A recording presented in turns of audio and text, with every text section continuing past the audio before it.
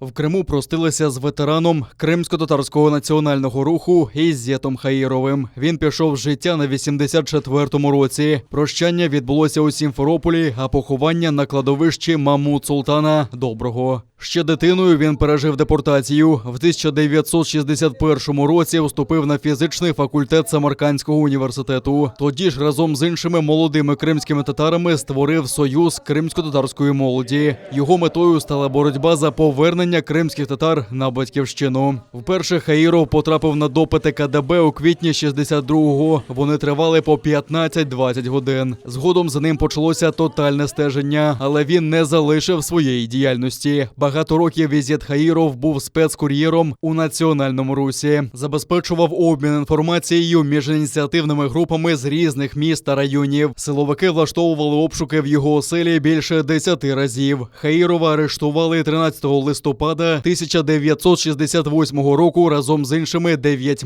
кримсько-татарськими активістами. Судилище над ними дістало назву «Ташкентський процес». 10 кримських татар звинуватили у наклепі на радянський устрій та проведенні нелегальних зібрань. Всіх засудили до різних термінів. Ізет Хаїров, відсидівши 1,5 роки, до того ж був відрахований з університету. Втім, після звільнення він ще активніше включився до національного руху. У 96-му на Курултаї був обраний до представницького органу кримських татар та продовжував боротьбу за права народу до останнього.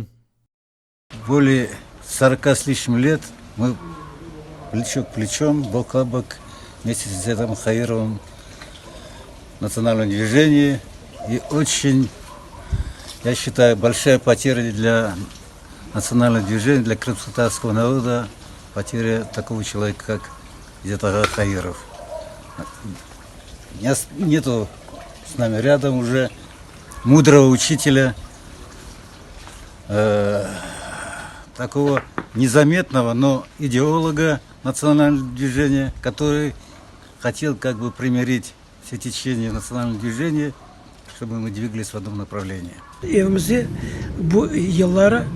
В ті роки в нашому домі 17 разів провели обшуки. У брата по місцю роботи тоді буцімто знайшли ніж та пістолет. Кинули його до СІЗО. 3,5 місяці тримали у підвалі. Учасники кримсько-татарського національного руху – це еліта нашого народу, інтелігенція. Вони були попереду національного руху, їздили до Москви та зустрічалися з керівництвом країни. Вони обличчя нашого народу. Вони ті, хто відкрив нам шлях на батьківщину. Цим шляхом наш народ повернувся. І я вірю, що на честь учасників національного руху відкриють музеї, їх іменами назвуть вулиці, майдани. Тепер цю естафету має перейняти молодь та добиватися побудови своєї державності. Біздің башқа милләтіміз, халқымыз у жолдан ветанға қайтты. Біздің ішімізді гүзеллешірді. Якби усі були з такими відкритими серцями, як Ізет Ага, наша справа пішла б краще. Якби всі були, як він, була б єдність в народі. Він дуже старався, щоб народ зберіг свою єдність.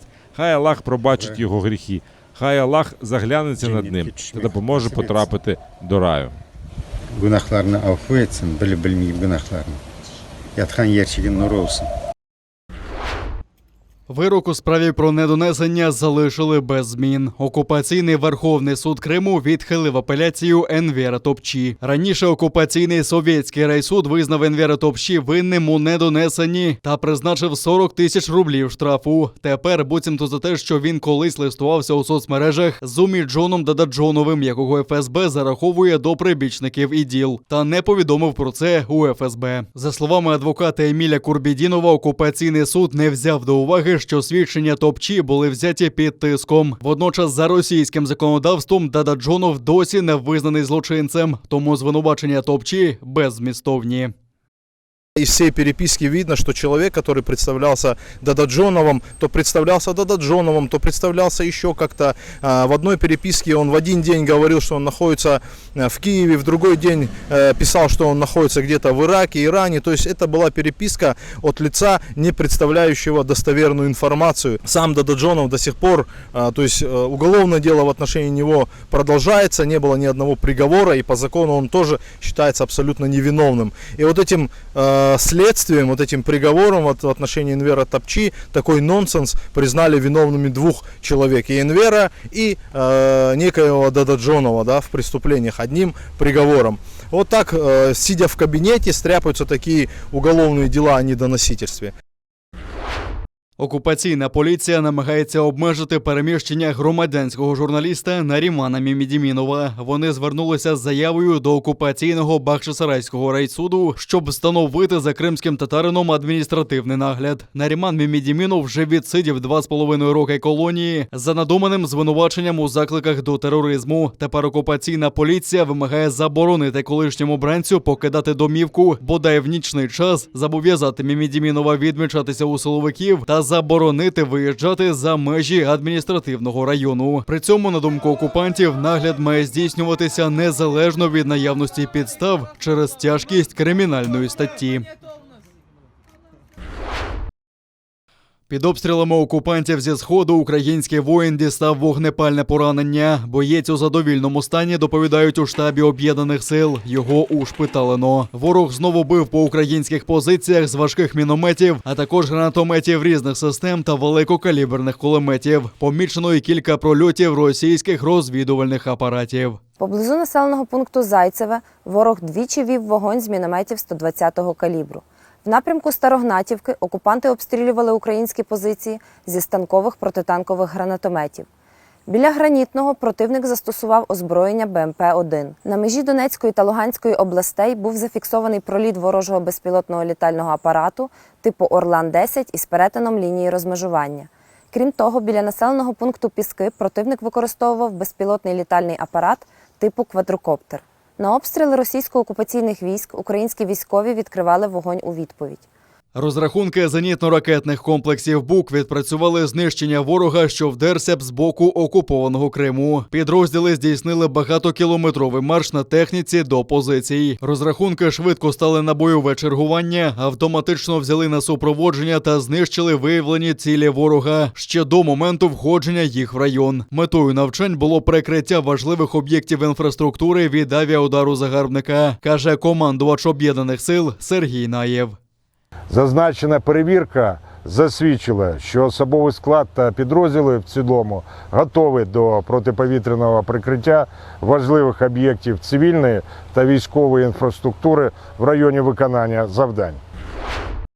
Агенти ФСБ, який збирав інформацію про українські ракетні комплекси, засудили до 8 років. Лисичанський міський суд Луганщини визнав місцевого жителя винним у державній зраді. Той за вказівкою московських кураторів збирав дані про новітні українські розробки в ракетобудуванні. Зловмисника затримали ще у травні минулого року, коли він намагався передати представникам російських спецслужб секретну таємну документацію. Щоб дістати необхідну інформацію, він встановлював контакти з українськими військовими з науково-дослідного центру Збройних сил. Саме вони й повідомили про шпигуна до правоохоронних органів.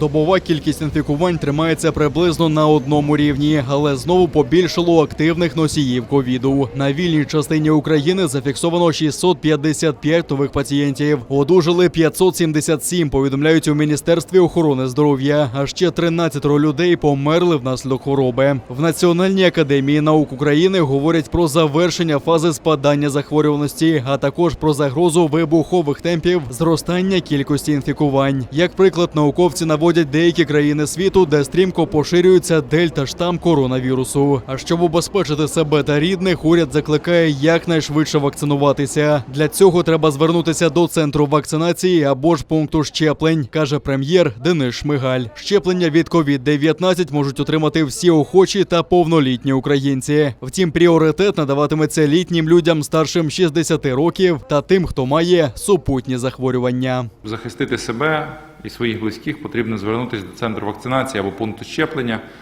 отримати відповідну вакцину. Бажано, звичайно, мати оформлену декларацію, це скоротить час, декларацію з сімейним лікарем, це скоротить час отримання вакцини.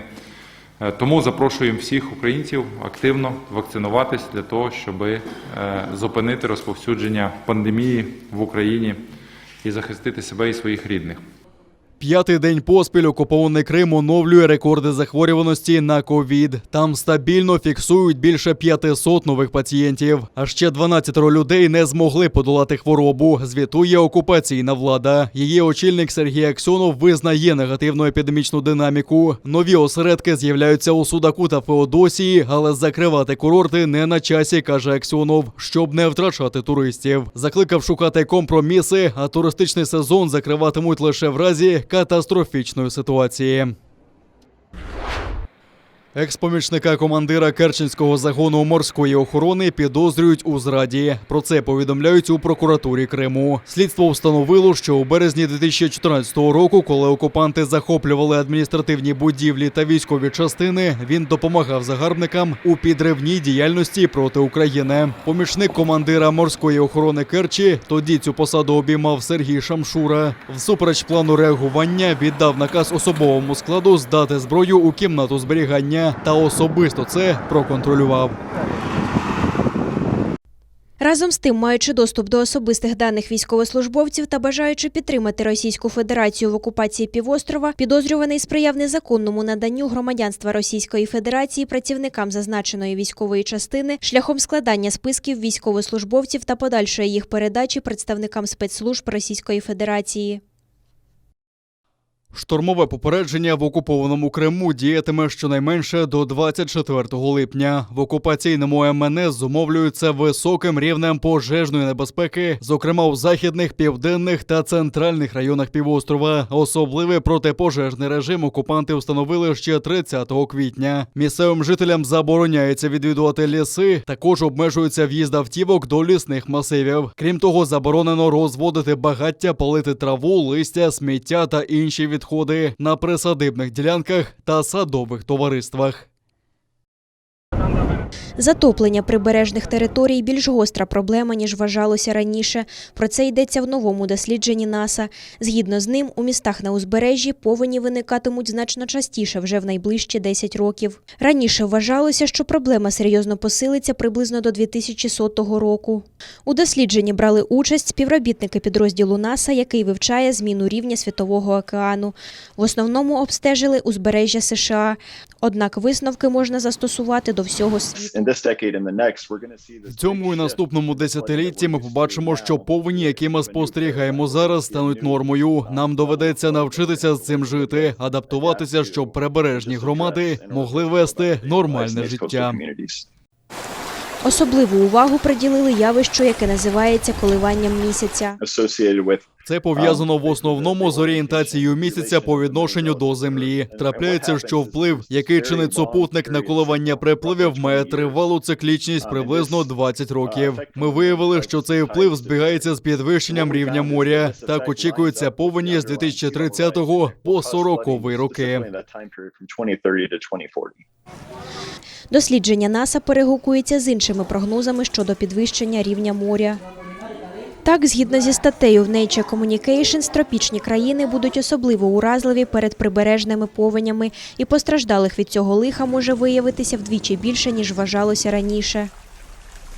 Справа в тому, що 62% низинних областей суші знаходяться в тропічних регіонах, у цілому 30% розташовані в Азії. Вчені вважають, що до 2100 року рівень Світового океану може піднятися на метр.